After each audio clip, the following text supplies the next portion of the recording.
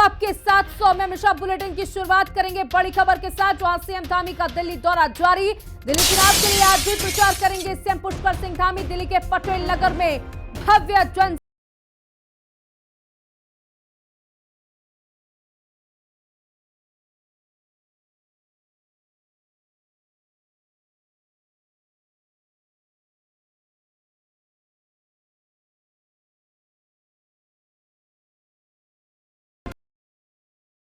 वोटों की अपील।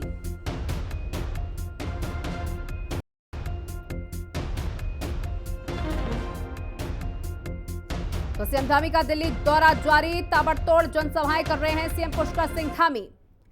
वहीं बता दें कि निकाय चुनाव का कल आएगा नतीजा। सुबह 8 बजे से मतगणना होगी शुरू। मतगणना के लिए सुरक्षा के पुख्ता इंतजाम किए जा चुके हैं। 100 नगर निकाय चुनाव में 66% मतदान स्ट्रांग रूम में जमा की गई मतपेटियां। बड़ी खबर आपको बता दें, जहां कल होगा मतगणना और कल हो चुका है मतदान, यानी आज का दिन का गैप और उसके बाद कल मतगणना होगी। कल किस प्रत्याशी की किस्मत चमकेगी, ये कल 8 बजे से रुझान आना शुरू हो जाएंगे।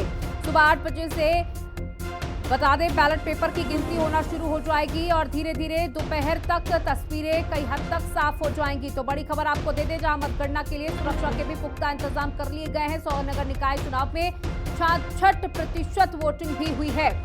बता दें, अगर ओवरऑल पूरे उत्तराखंड की बात करें तो 60% से अधिक वोटिंग हुई है, लेकिन प्रशासन का कहना है पिछले साल के मुताबिक इस बार वोटिंग 2 से 3% कम रही।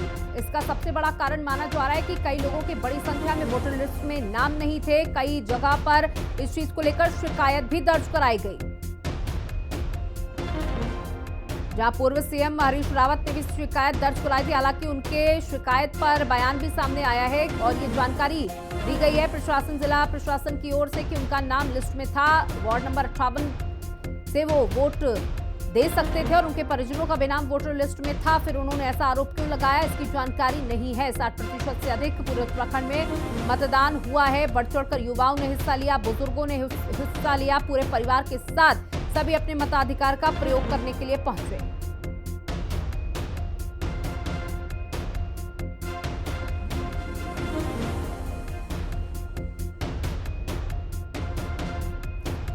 और हमारे साथ हमारे दो सहयोगी राव सरवर और सचिन सैनी जुड़ चुके हैं। सबसे पहले मैं राव आपके पास आना चाहूंगी। देखिए, कल मतगणना का दिन है। सुबह 8 बजे से ही ये प्रक्रिया शुरू हो जाएगी, बैलेट पेपर की गिनती शुरू हो जाएगी। देखिए, इस बार बैलेट पेपर से जो चुनावी प्रक्रिया हुई है, अपोजिशन अभी हालांकि इससे भी संतुष्ट नहीं नजर आ रहा है। कई तरह के आरोप भी लगाए जा चुके हैं। सुरक्षा के क्या कुछ इंतजाम है, इसकी भी जानकारी दें।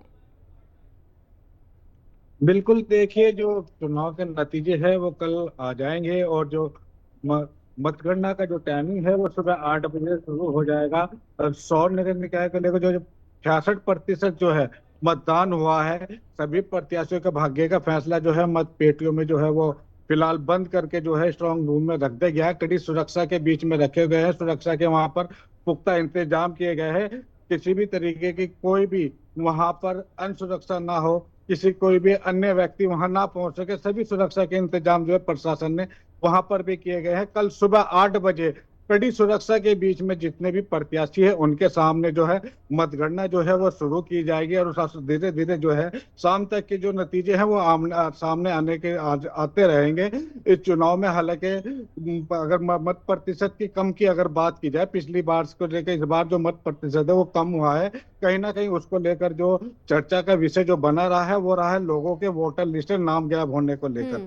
और धीमी गति से जो है चुनाव की प्रक्रिया जो है मतदान जो है वो भी रहा है। ये भी आरोप जो है लगातार जनता की तरफ से और प्रत्याशियों की तरफ से लगते आए हैं। इसका देखने के लिए देखिए, आरोप और प्रत्यारोप तो जरूर लगे, लेकिन अब नतीजों का दिन है, यानी कि कल मतगणना होगी और उसी के साथ ये तय हो जाएगा कि नगर निकाय में किसकी सरकार होने वाली है, किसकी छोटी सरकार उत्तराखंड में होने वाली है। सचिन, आपके पास आना चाहूंगी, कितने उत्साह के साथ लोगों ने भाग लिया इस चुनावी प्रक्रिया में? जिस तरीके से हमने लंबी लंबी कतारों में बुजुर्गों को देखा, महिलाओं को देखा, युवाओं को देखा, उनमें क्या उत्साह देखने को मिल रहा है? साथ ही प्रत्याशी किस तरीके का अनुमान लगा रहे हैं अपनी जीत को लेकर?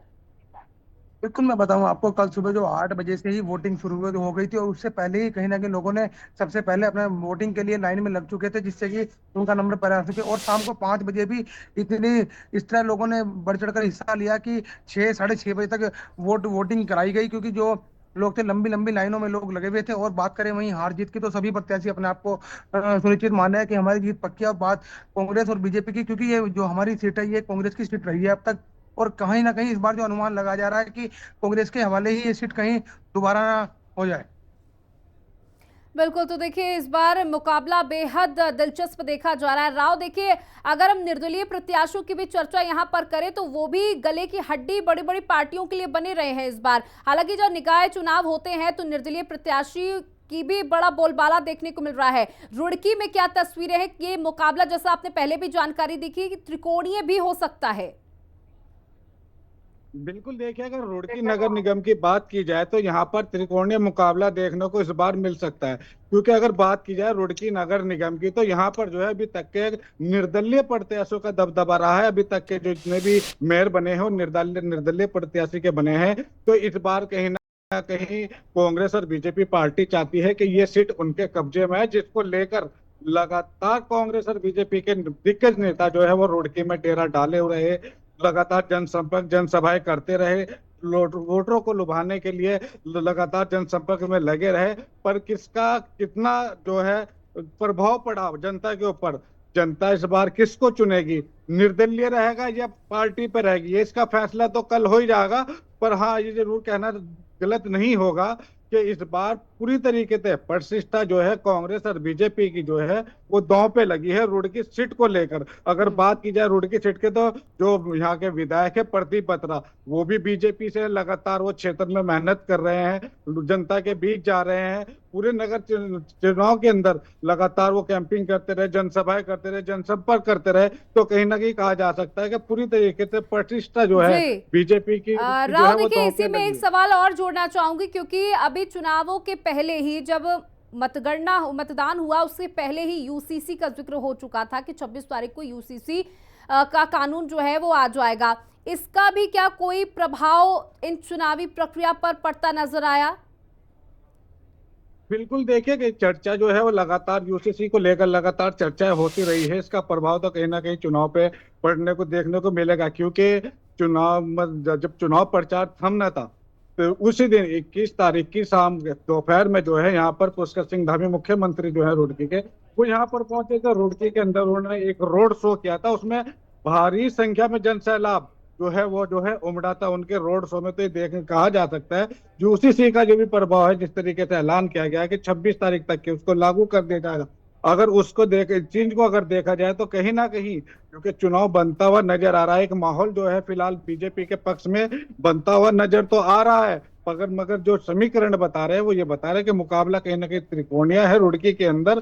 जनता किसके सर पे ताज रखेगी, किसको अपना मेयर बनेगी, इसका फैसला तो कल ही हो पाएगा, क्योंकि एक अनुमान लगाया जा रहा है कि कहीं ना कहीं बीजेपी जो है मजबूती के साथ जो है रुड़की के अंदर चुनाव लड़ी है, वो इस सीट पर अपना मेयर बिठाना चाहती है। जी बिल्कुल सचिन, आपके पास आना चाहूंगी। देखिए जिस तरीके से रुड़की की स्थितियों को तो राव ने साफ किया कि यहां पर बीजेपी एक मजबूत स्थिति के साथ दिखाई दे रही है, लेकिन त्रिकोणीय मुकाबला भी हो सकता है, इसलिए परेशानी भी भाजपा को उठानी पड़ सकती है। अगर आपके यहां का जिक्र करूं तो हरिद्वार की सीट का क्या परिणाम आ सकता है? अभी क्या अनुमान लगाया जा सकता है?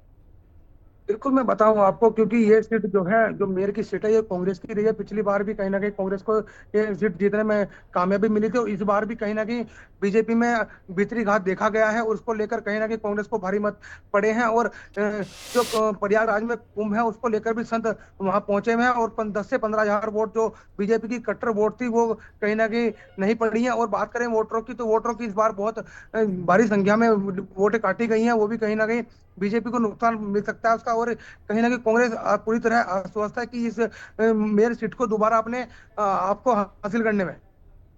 जी, सचिन और राव हमारे साथ जुड़ने के लिए जानकारियां साझा